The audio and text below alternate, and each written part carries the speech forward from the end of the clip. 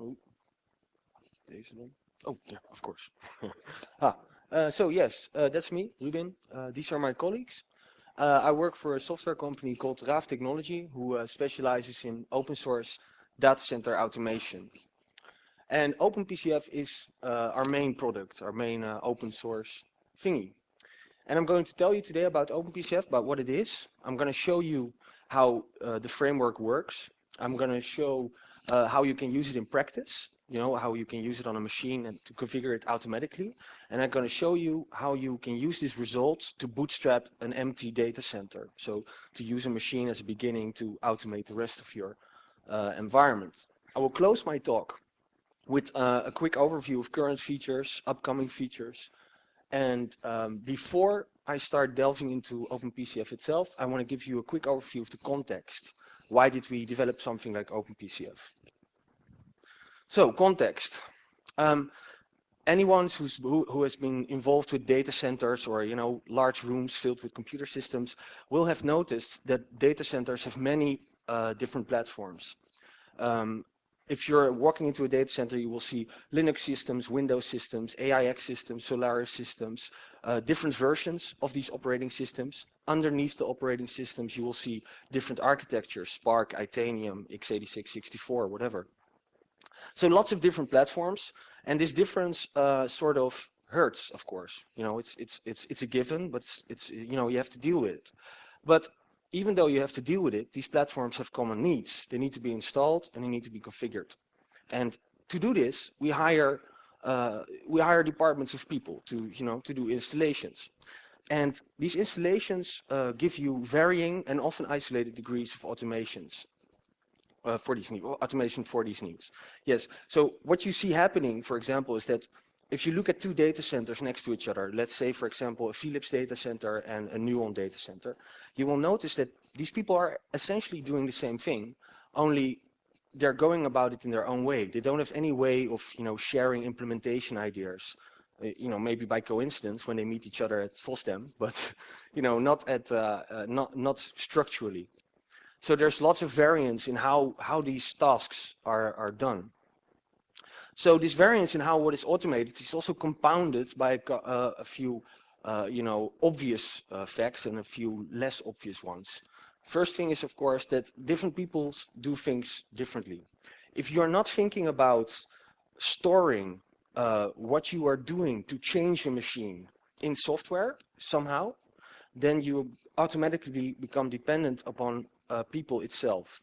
And what that means is that the individual neatness of the person, the individual skill of the person, becomes a factor in the product that the data center delivers. So it will have effect on your, on if you are able to actually deliver a system on time or, to be predictable in your time. Now, different teams do things differently also. So if your data center has thought about, for example, saying, okay, let's segment in a Linux team, or let's segment in a Windows team and an HPUX team, then these teams will, do what you ask them to do, like automate installation and configuration, but they will usually do it with their backs towards each other. The HPUX guys will go about it at the way they know, the Windows guys will go about it the way they know, Linux guys, same story. So all this leads to variance in delivery times and variance in implementation. And when we were thinking about, couldn't we create a piece of software that somehow abstracts this difference in platforms away, so that you can, more easily capture the expertise needed to configure services, and then reuse that expertise on different platforms. So what is OpenPCF then? OpenPCF, first and foremost, is an extensible framework. It's something that a human can use to, store expertise, create a service like a DHCP3 service or a Bind9 service, write it once, and then for every platform that OpenPCF knows about, never rewrite the service, simply lift the service, run it on the other platform. Because of this, obviously, it is an automated service configuration tool. This is maybe the first thing that OpenPCF is actually. We do automated service configuration in a cross-platform way. And because of this, it becomes a software provisioning tool as a result. This is an important distinction. If you have worked with installation systems like maybe Spacewalk, or if you're more into the commercial things like HPSA, Radia, Altiris, what these guys are doing is that essentially they take a big set of standard services like DHCP, PXE, bind, NFS, CIFS, HTTP, put them all together in some sort of static thing, and then put an interface on top of it, and then tell you that you can install, for example, Linux and Solaris with it. Well, we wanted to take another approach to this and say, what if you could generate all these services you need, and then have OpenPCF help you with using the services you generate to do installation. We aim to support all operating systems. This is our credo. When we develop something new for OpenPCF, when we think about changing the model or changing interfaces, we think to ourselves, can it still match this credo? And it's a lofty goal and maybe an impossible one to reach, but it's a noble goal, so we keep it in the back of our minds. So it's written in POSIX-SH. Now POSIX-SH is cool because POSIX-SH is a very cool, very low common denominator. It's something that runs on 95% of the operating systems out there nowadays. And even the systems that don't have it by default, like Windows or DOS, have good upstream implementations for it, like Cygwin and services for Unix or whatever they call it nowadays, because they've changed the name so often on Windows. And you have GPP on DOS, which is actually also a complete POSIX environment. It's licensed under GPL v3, so it's open source. And at the end of my talk, I will give you obviously a link to the webpage where you can download it and check it out. So let's take a look at the framework. The framework, first and foremost, exists from platforms. Don't try to read this. This might be a little bit difficult to read, but it's just for illustratory purposes. Now, a platform in OpenPCF is an abstraction that tells it about a specific operating system. For example, here we have 4 little squares, and these squares are different variants of Red Hat. So you have version 4, version 5, i386, x86, 64, and here we have an example one called RHEL5, x86, 64. It tells OpenPCF about what kind of init system is used, where is data stored for bind, where is data stored for some other service modules. It tells it about specifics of that platform. And we currently have quite a few platform descriptors. This is the current stable version, 5 operating systems on a lot of different architectures, totaling 16 platform descriptors that we currently know about. On these platforms, we can set up services. Here we have a service, and if you look at this service, you can see, for example, this is a DHCP service, which has an implementation in it called ISC DHCP3. Of course, this insinuates that any service you can make a machine provide can be implemented by multiple systems. It doesn't have to be ISC DHCP3.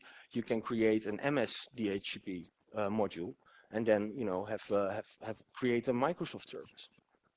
So currently we have 15 services in the main distribution. So there's things here like bind9 DNS service, SMTP by POSIX2, IMAP, POP, SASL, SMB, LDAP, NFS, all kinds of services with 18 implementations in total. Here you will actually see the example of having multiple implementations for a single service, which actually has to do with the fact that certain services are not available on all platforms. So you have to take that into consideration. So these services can be grouped, and they can be grouped in roles. It's obviously very convenient, because if you don't have roles, then you cannot easily group machines in functionality-wise. So these roles are associated with configurations. A configuration stores information about your landscape. What does your data center look like? How many networks does it have? 1, 5, 10? How big are these networks? How are there CIDR masks and net masks associated? Names of companies and company information that is used to generate certificates. That's all stored in a configuration. And lastly, a configuration associates a platform. So if you look at this example, here you have an example of a complete configuration.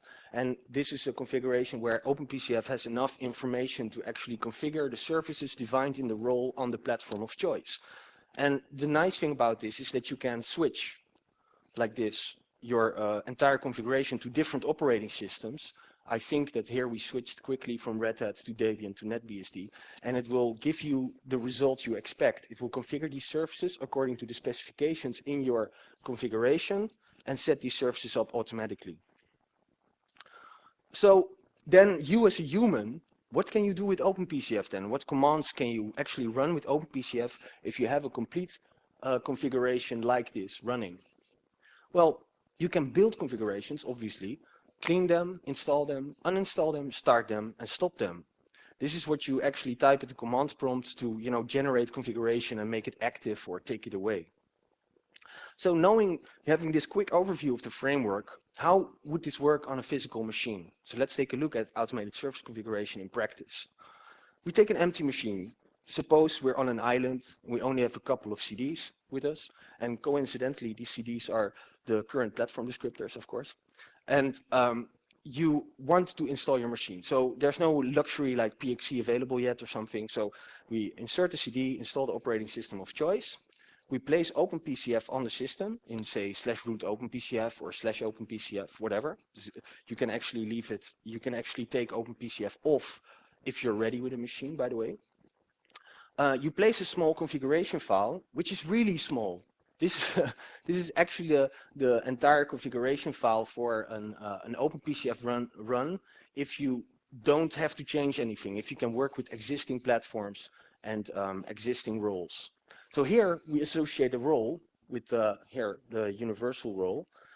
Here we associate a platform, and here we have our company global information, and here we have our networking details, which is an array of networks which are named and which have a sitter mask.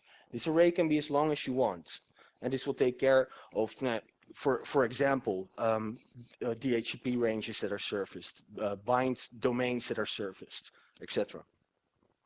So when you've done all this, your services are ready to be staged. They're they're configured. You can do something with them. So when you use the build command, the service configuration and data will enter OpenPCF staging area. When it's in the OpenPCF staging area, you can actually install and start it after you've inspected it and you like it. So if you install and start, it's active on a machine. But the nice thing, of course, is that if you don't like it, you can go back. You can actually clean. When you uninstall, you get back to the staging area, and when you clean, you're back at the beginning again. And you can repeat this as many times as you want, which is very convenient if you're developing services and working with it. So these services here are the services we set up automatically with that configuration file. So we have this machine. It's running all the services we actually need for deployment of operating systems. So let's see how we can use this machine then. Software provisioning then. We have a data center, 120 machines made with Inkscape, by the way. And we zoom in a little, and we take this first machine that's running all those services. Only it's running services, but it doesn't have data yet. So let's associate a data store. It can be a USB disk. It can be a Symmetrix, if you like your storage a little bit bigger. And you put some ISOs on this. Now, OpenPCF has the tools and utilities that can help you with connecting those ISOs to HTTP, NFS, CIFS, TFTP, DXP, DHCP, and make sure that you can install it. It also has tools that allow you to register machines in the installation system. So when you've done that, you can actually install your operating systems, just F12, install those machines, push OpenPCF to these boxes using things like CF Engine, SCP, Puppet if you want, and then have OpenPCF run its build, install, start routines, and you're running your different services, different roles on different operating systems, times the entire data center. This is actually stuff we test for real in our testing environment. So, having all this in overview now, I want to give you a really quick, because I don't have too much time, I see, overview of features. We support many operating systems. We do automatic connection to needed third-party repositories. Track is not in Red Hat 4. OpenPCF knows about it, will connect to extra repositories or warn you that you're not connected. Automated dependency checking, so it knows which packages to install to provide a certain service. Open port detection, you accidentally left port 25 open, you're trying to install postfix, you can't. OpenPCF knows about it, warns you about it. and RBAC and firewall detection. Upcoming features, more platform descriptors, HPUX, Solaris, and AIX, and LDAP service integration for modules. That's my talk. 15 minutes is up. Wait a second. Thank you. Have a look at OpenPCF.org. And I hope I got the idea across.